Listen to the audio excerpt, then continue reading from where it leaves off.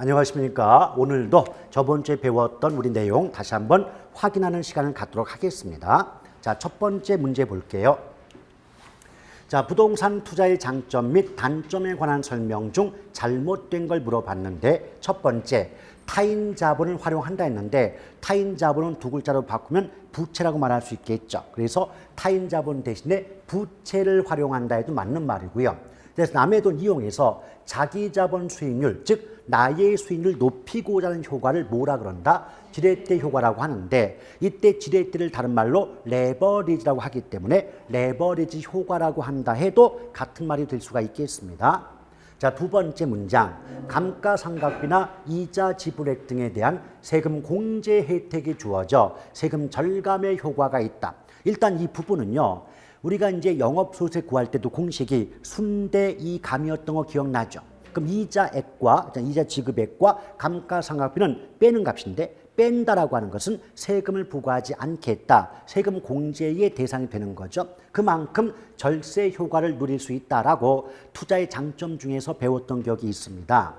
또 3번, 부동산을 보유함으로써 만족감이 높아지고 자긍심을 느낄 수 있다. 이게 뭐냐면 자, 각고의 노력 끝에 건물 하나 마련하셨어요. 어때요? 어깨 힘 들어가죠?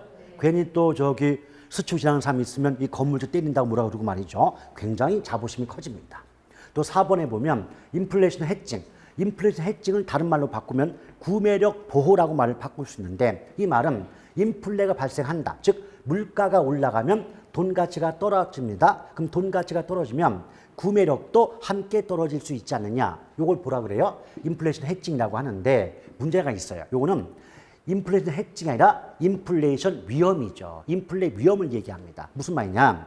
원래 인플레이션 해칭이란 말은 물가 오를 때 돈 가치가 떨어지니까 돈으로 자산을 보유하면 자산의 실질적인 가치가 내려가겠죠. 이럴 때 화폐, 돈이 아닌 부동산 등의 실물로 자산을 보유하게 되면 자산 가치가 떨어지는 걸 막을 수 있다. 이게 인플레이션 해칭인데 내용 읽어보니까 물가 올라서 돈 가치가 떨어지고 그에 따라서 구매력도 떨어진다.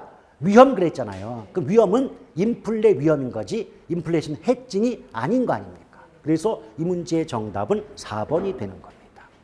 5번 보시면 부동산은 일반적인 물건에 비해서 값이 비싸죠. 그러니까 내 돈만 가지고 구입이 어려우니까 남의 돈에 대한 의존도가 높고 따라서 대부분이 증가한다는 건 그만큼 남한테 많은 돈을 빌려 올수록 빚을 갚지 못할 위험도 커질 수가 있지 않느냐라고 볼 수가 있지 않습니까? 따라서 이 문제의 정답은 4번이 되겠네요. 자, 두 번째 문제입니다. 포트폴리오네요.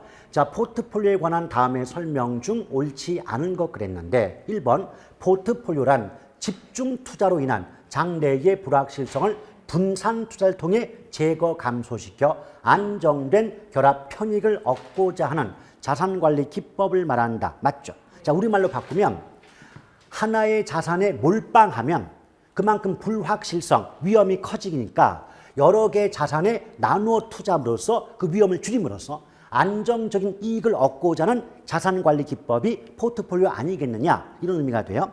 두 번째, 효율적 전선, 다른 말로 효율적 프론티어인데 얘는 효율적 포트폴리오를 연결한 곡선으로서 우상향의 모습을 보인다. 맞죠? 정확히 말하면 효율적 전선은 위로 볼록한 우상향 곡선의 모습 보이게 되거든요. 근데 우리 자꾸 뭘 물어보죠? 왜 효율적 전선이 우상향하느냐라고 물어본다면 보다 큰 수익을 얻기 위해서는 보다 큰 위험을 감수해야 하기 때문이다가 답인 거 아시죠? 자, 3번, 서로 다른 두 자산 간의 수익률의 변화 방향이 유사한 경우. 이건 무슨 말이냐면 여기서 서로 다른 두 자산 간의 수익률의 변화 방향까지 끊으면 이게 상관계수입니다. 근데 상관계수가 유사하다는 건 상관계수가 크다의 뜻이거든요. 여러분, 상관계수는 작을수록 분산 투자 효과가 커지고요. 상관계수 값은 클수록 분산 효과가 작아집니다. 따라서 이때 수익률의 변화 방향이 유사하다 이 말은 상관계수가 크다는 뜻이에요. 그럼 상관계수가 클수록 분산 투자 효과는 커지는 게 아니라 작아진다라고 해야 되겠죠. 따라서 이 문제의 정답은 3번이 됩니다. 나머지 볼게요. 상관계수는 마이너스 1에서 1 사이의 값을 가지며 상관계수가 클수록 포트폴리오, 즉 분산 투자 효과는 작아진다 그랬죠. 사실은요, 위쪽과 아래쪽은 같은 말 쓴 거야.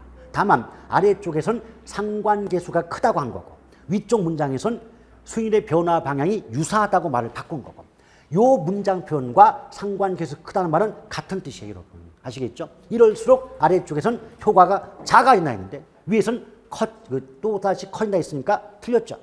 자, 5번 공격적 투자자의 무차별 곡선은 보수적 투자자의 무차별 곡선보다 완만한 모습을 보인다. 맞죠?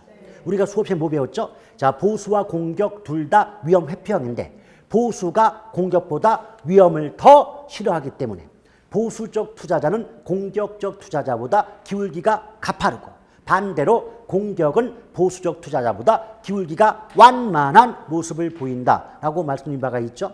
따라서 이 문제의 정답은 3번이 되겠습니다.